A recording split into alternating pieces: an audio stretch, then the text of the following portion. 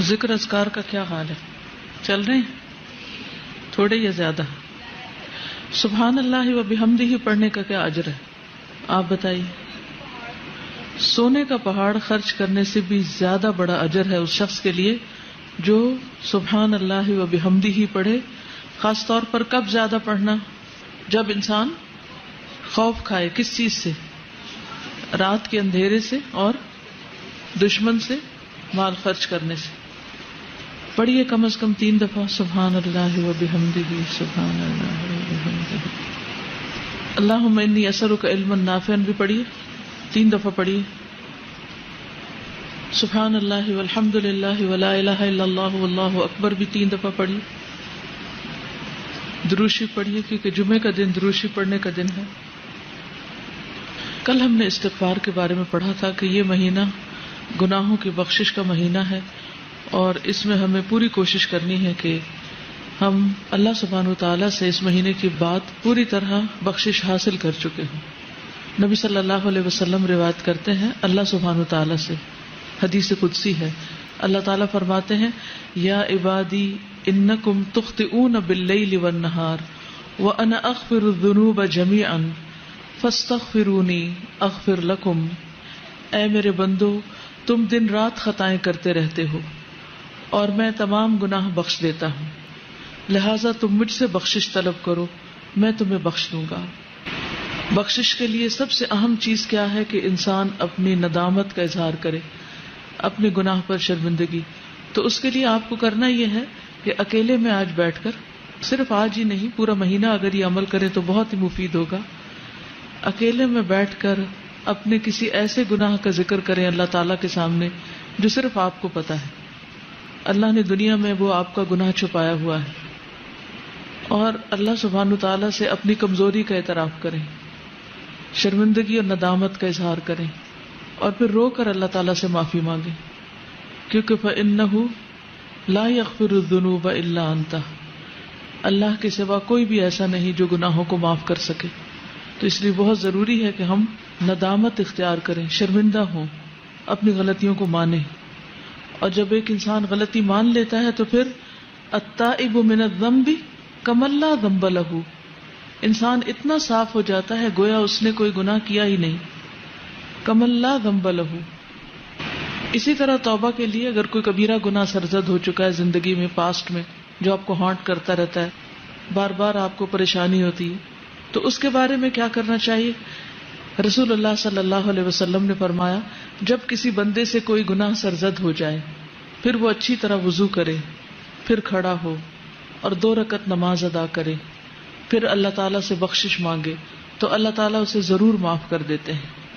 پھر آپ نے یہ آیت تلاوت فرمائی والذین اذا فعلوا فاحشة او ظلموا انفسهم ذکروا اللہ فاستغفروا لذنوبهم ومن یغفر الذنوب الا اللہ ولم یصروا علی ما فعلوا وهم یعلمون. اور پرہیزگار وہ لوگ ہیں کہ جب ان سے کوئی بے حیائی کا کام ہو جائے، انسان ہے نا غلطیاں ہو جاتی ہیں اور بعض اوقات تو ہم ریئلائز بھی نہیں کرتے کوئی غلطی ہو چکی ہے، یا وہ اپنی جانوں پر ظلم کر بیٹھے تو وہ فوراً اللہ کو یاد کرتے ہیں، دیر نہیں لگاتے اور اپنے گناہوں کی معافی مانگتے ہیں. اور اللہ کے سوا اور کون ہے جو گناہ معاف کر سکتا ہو؟ اور کون ہے؟ کوئی بھی تو نہیں. ساری دنیا بھی اگر ہمیں پاک باز پاک دامن قرار دے دے اور یہ کہے کہ آپ تو بہت ہی نیک لوگ ہیں، اور سرٹیفکیٹ جاری کر دے اور ایوارڈ اس پر دے دے ہمیں کہ ہم نیک ہیں، لیکن ہم نیک نہیں ہو سکتے جب تک کہ ہمیں اللہ سبحانہ تعالیٰ کی طرف سے نجات کا پروانہ نہ مل جائے. تو اس لیے بہت ضروری ہے کہ ہم خاص طور پر اللہ سبحانہ تعالیٰ کی طرف رجوع کریں، اور نماز جو کہ برائیوں کو مٹا دیتی ہے تو توبہ کے نوافل کا اہتمام کریں.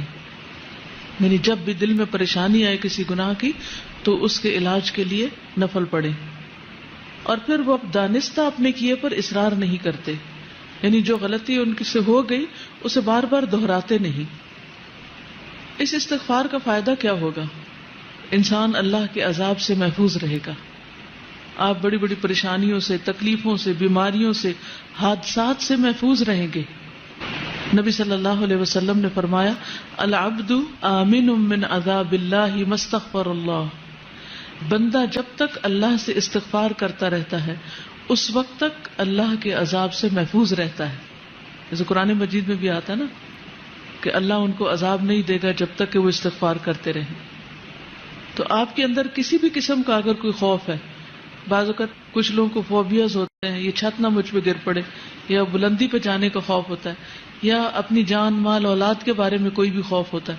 تو کسی بھی قسم کا کوئی خوف آپ کو جب ستاتا ہے اپنے مستقبل کا، بڑھاپے کا، آخرت کا، تو ان سب سے بھی نجات پانے کا ذریعہ یہی ہے استغفار. کیونکہ العبد آمن من عذاب اللہ ما استغفر اللہ، بندہ اللہ کے عذاب سے امن میں ہے. اللہ تعالیٰ ایسے بندے کو عذاب نہیں دے گا جب تک کہ وہ استغفار کرتا رہتا ہے. انسان کے گناہ خواہ آسمان کی بلندیوں تک پہنچ جائیں، لیکن اگر وہ اللہ سے معافی مانگتا ہے تو اللہ تعالیٰ اس کو معاف کر دیتا ہے، اور اللہ تعالیٰ کو اس کی کوئی پرواہ نہیں. یعنی ایک تو یہ ہوتا ہے نا کہ ہم جیسے کسی کو معاف کر کے بھی معاف نہیں کرتے، بار بار وہی غلطی دوسرے کی دہراتے رہتے ہیں، یا اپنے آپ کو رلاتے رہتے ہیں، یا اس پر تکلیف محسوس کرتے ہیں. لیکن اللہ سبحانہ و تعالیٰ اتنی وسعت والا ہے، علم والا ہے، حلم والا ہے کہ اس کو کسی بھی ایسی چیز کی کوئی پرواہ نہیں کہ وہ کس کا کتنا بڑا قصور معاف کر دے. اس کے خزانوں میں کوئی کمی نہیں آتی، اس کے لیے کچھ مشکل نہیں، نہ اس کے اندر بخل ہے اور نہ کسی قسم کا کوئی حسد ہے. وہ خوشی سے معاف کرتا ہے. بس شرط یہ ہے کہ ہم معافی مانگنے والے ہوں. اور ہر انسان خطا کار ہے، اور بہترین خطا کار وہ ہیں جو بہترین اور بہت زیادہ توبہ کرنے والے ہیں، التوابون ہیں. اور پھر یہ بھی خوشخبری ہے کہ آپ کے گناہ نیکیوں میں بدل جائیں گے. یعنی جو غلطیاں، کوتاہیاں، کمیاں ہو گئی وہ الٹا نیکی میں بدل جائیں گی. اور خصوصاً جب انسان استغفار کرتا ہے اور جیسے کوئی نیا مسلمان ہوتا ہے. اسی طرح اپنی بک آف ڈیڈ کے بارے میں کبھی کبھی ہمیں ضرور فکر لگتی ہے کہ پتہ نہیں اس میں کیا لکھا ہوا کس درجے کا سامنے آئے گا، اور اسے دیکھ کر ہماری کیفیت کیا ہوگی، ہمیں اتنی شرمندگی ہوگی، ہم اسے فیس کر سکیں گے یا نہیں. تو جو شخص چاہتا ہے کہ اپنا صحیفہ دیکھ کر خوش ہو جائے، اسے چاہیے کہ استغفار کی کثرت کر دے، کیونکہ اس میں سے وہ سارے انوانٹیڈ چیزیں رب ہو جائیں گی، اریز ہو جائیں گی، صاف ہو جائیں گی. جیسے بچے کام کرتے ہیں نا، ہوم ورک کرتے ہیں اور بڑے کانشیسلی کرتے ہیں، پھر اگر کوئی ایکسٹرا ڈاٹ بھی لگ جائے تو فوراً ربڑ لے کے اس کو مٹانے لگتے ہیں، یا وائٹنر لے کے اس کو، کہ یہ نظر نہ آئے. تو اسی طرح ہم بھی ہر روز اپنا ہوم ورک کر رہے ہیں آخرت کے لیے، اور کچھ نہ کچھ دھبا اس میں لگا ہی بیٹھتے ہیں، نہ چاہتے ہوئے بھی کہیں نہ کہیں کچھ ہو جاتا ہے. تو اس کے لیے بہترین طریقہ کیا ہے کہ ہم ساتھ ہی استغفار کا وائٹنر پھیر دیں، اور اتنا خوبصورت رجسٹر ہو کہ دیکھ کے دل خوش ہو جائے. جیسے ایک ٹیچر بچے کا کام دیکھ کر خوش ہو جاتی ہے نا کہ ایکسیلنٹ، بہت ہی بہترین ہے. تو اللہ سبحانہ وتعالی ہمارا عمل دیکھیں اور خود ہم اس کو دیکھیں تو ہم خوش ہو جائیں. آپ صلی اللہ علیہ وسلم نے اس شخص کو خوشخبری بھی دی ہے، طوبی لمن وجد فی صحیفته استغفارا کثیرا. اور اس کے لیے ہمیں کرنا کیا چاہیے؟ اپنی زبان میں بھی استغفر اللہ کہیں، اللہ سے معافی مانگے، اور مختلف جو استغفار کی دعائیں ہیں ان کو پڑھیں. انشاءاللہ ایک نیا کارڈ بھی بن رہا ہے جس میں سارے استغفار قرآن مجید سے اور مسنون جتنی بھی دعائیں استغفار کی ان سب کو جمع کریں، تاکہ کوئی کسر نہ چھوڑیں اللہ سبحانہ وتعالیٰ سے معافی مانگنے کی ہر طریقے سے. کیونکہ بعض اوقات ہوتا ہے نا، ایک انداز میں بات کرنا اللہ تعالیٰ کو پسند آتا ہے، اور بعض اوقات ایک اور انداز میں زیادہ افیکٹو ہوتا ہے. تو ہمیں نہیں پتا کہ کون سا طریقہ اللہ کو زیادہ پیارا ہو، تو ہم سارے ہی طریقے اختیار کر لیتے ہیں تاکہ اللہ تعالیٰ ہمیں معاف فرما دے. اور عام طور پر جو کثرت سے آپ چلتے پھرتے پڑھ سکتے ہیں، واستغفر اللہ العظیم الذی لا الہ الا هو الحی القیوم واتوب الیہ، اس کا اتنا زیادہ اجر بتایا جاتا ہے کہ اگر کوئی میدان جنگ سے بھاگا، اور یہ کبیرہ گناہ ہے میدان جنگ سے بھاگنا، تو اس کو بھی معاف کر دیا جاتا ہے جو شخص یہ پڑھتا ہے، استغفر اللہ العظیم الذی لا الہ الا هو الحی القیوم واتوب الیہ.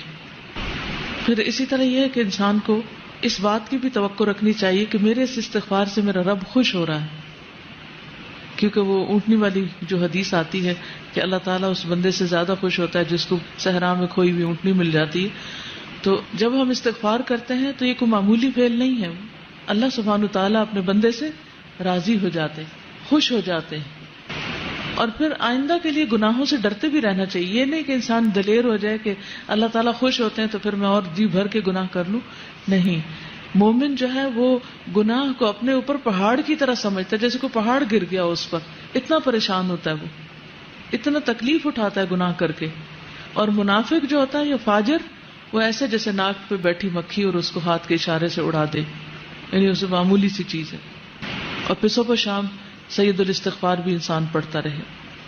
اور ہر مجلس کے اختتام پر، جیسے حالانکہ ہم قرآن پڑھ رہے ہوتے ہیں لیکن پڑھتے اور پڑھاتے ہوئے ہو سکتا ہے کوئی ایسی بات منہ سے نکل جائے جو اللہ تعالیٰ کو پسند ہے، اور بھول چوک تو لازم ہے، ہو ہی جاتی ہے، نہ کرتے ہوئے بھی ہو جاتی. تو ایسی ساری چیزوں اور کمیوں کوتاہیوں کا جو طریقہ ہے وہ پھر استغفار میں ہی ہے. اور وہ کیا ہے؟ سبحانک اللہم و بحمدک اشہد ان لا الہ الا انت استغفرک و اتوب الیک. اور نبی صلی اللہ علیہ وسلم تو